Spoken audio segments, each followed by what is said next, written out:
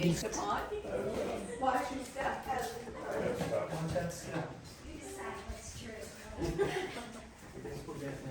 Старинная церковь, Джим. This, of course, is 77 Baptistry. It's given to memory of Fanny Packard here. She was a relative to the Packard family. I always like to say money begets money. What's interesting is this was designed by the very famous brass designer. His name was J.R. Lamb. We have two Lambs involved. J.R. Lamb was also known for designing the staircase, the grand staircase at the courthouse. Now what you're going to see, of course, is our Victorian Baroque style angel of baptism. Her base is butternut wood. She's a counterlever. I just easily lift her up and she ascends into the heavens. If you're here for the 9:30 a.m. service, you may be lucky enough to witness a baptism. On my left and on my right are the last gas-powered fixtures here in the church, lit for baptisms as well as special occasions. Now this brasswork is unique because it's the same brasswork you see in the staircases at the courthouse.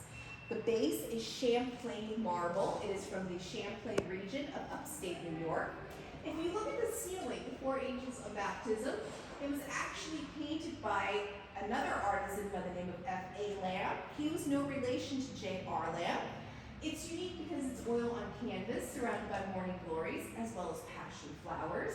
They say morning glories and passion flowers symbolize new life. How appropriate for baptistry. Underneath the arches, and I wish I could say the arches came from Kidder Township where the majority of the stone came from to build the church, but the arches are actually run in from Vermont. Now I'm going to show you our 14-foot rosé style window.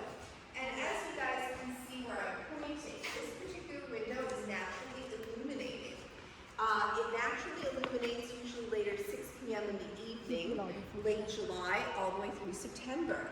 It reflects off of the white sandstone rear doss, which is this grand altar wall or altar curtain that I'm speaking of.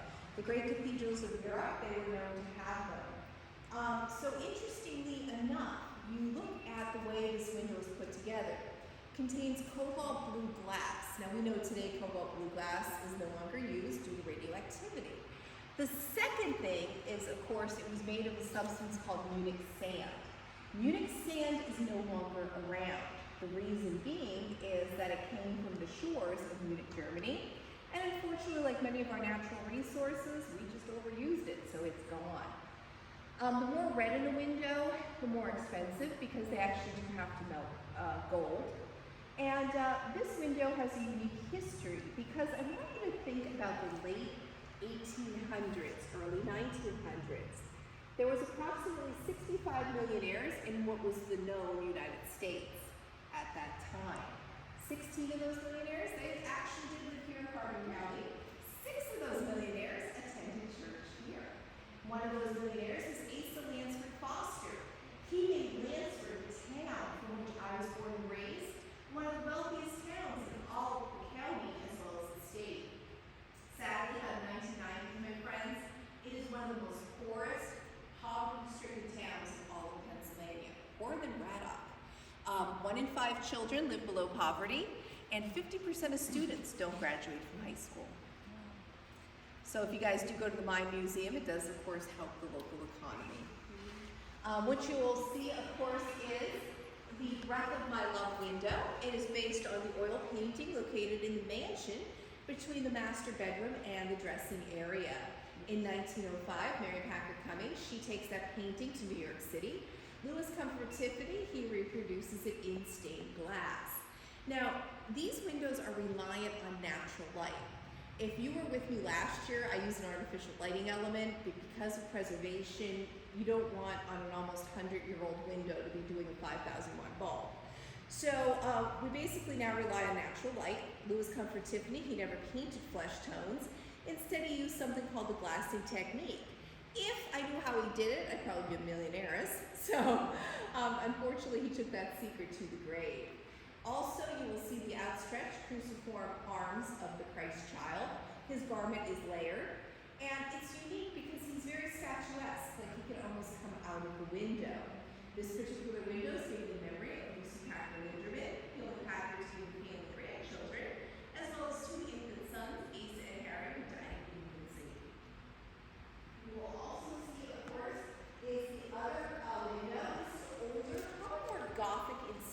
So if you've been to the Metropolitan Museum of Art, and they have that one section of like medieval art, this of course reminds me more of one of those medieval style windows.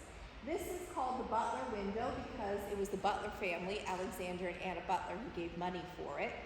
And it's also called Abide in Us.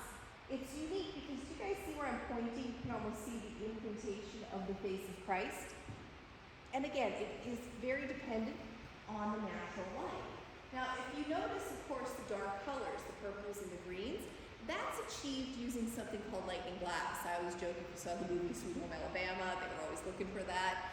The reason being is because that is a glass that you can easily dye many colors, and artisans like that. Also, there's an interesting fact about Carbon County. So at one time, here in little old Carbon County, we had 8 Louis Comfort Tiffany original windows. Thankfully, these 2 are well preserved. Sadly, my friends, the other 6, they were lost to history. They were at my church, the Roman Catholic Church of St. Michael at St. Catherine Drexel. When the diocese closes us in 2016, one single window will retail for $8.6 million to a private collector. So it's probably in somebody's bathroom for all I know. Also, of course, is the lectern. It's complementary to the 1887 baptistry. And it's unique because J.R. Lamb, who designed the baptistry, in 1900, Mary Packer Cummings wanted a monument to her mother. So the lectern was designed in memory of Sarah Packer. It's gold brass, Champlain marble base. Now the unique thing, of course, is the eagle, the gold brass eagle. In evangelicalism, the eagle symbolizes St. John. And in my personal opinion, I think somebody had some forward thinking, for in the year of 1980, we actually merged with the other Episcopalian church of St. John. Thus were denoted St. Mark and St. John. The pulpit is given in memory of Robert Packer. He is the eldest son of Asa and Sarah. It has the same complementary Champlain marble base. And you know, it's so unique because the baptistry is 1887. These 2 pieces are 1900. You know, nowadays, if you had to replace a piece of kitchen tile, forget it. You're not finding the same thing.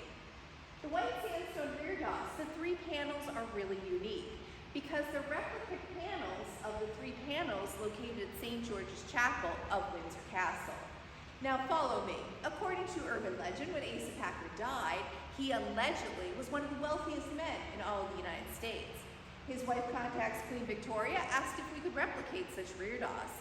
The Queen was flattered and honored, sent her own personal architects, artisans, and assistants. It took about a year and a half to complete. In reality, probably larger pieces done on site, so every Sunday people got to see progress. Smaller pieces done in the studio. The cross in the middle is Art Deco. People say, Joe, what are you doing with an Art Deco cross in a Victorian Baroque church?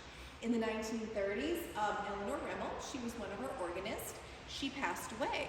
Her family went to Philadelphia to a jeweler. They had 3 specific requests because they wanted to give the church a showpiece. So one was, of course, it had to be a cross. The second is it had to be made of 12 karat gold. The 2 third ones are the base had to be gold brass, and it had to run an electrical switch in the priest's sacristy. So they're pretty reasonable. Well, guess what? They had a really bizarre request. They said to that jeweler, break the mold. We don't want any other church in the world to have that cross. So guess what? When you got the money, right? You can get people to do whatever, and the jeweler did.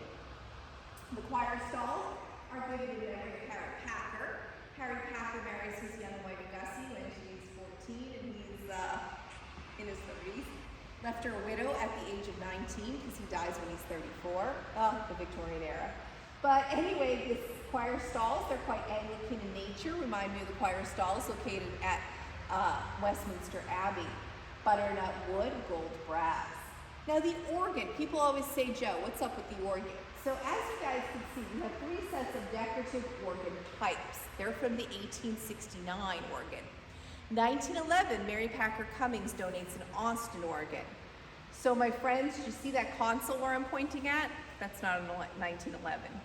What they did was they actually refurbished the 1911 organ.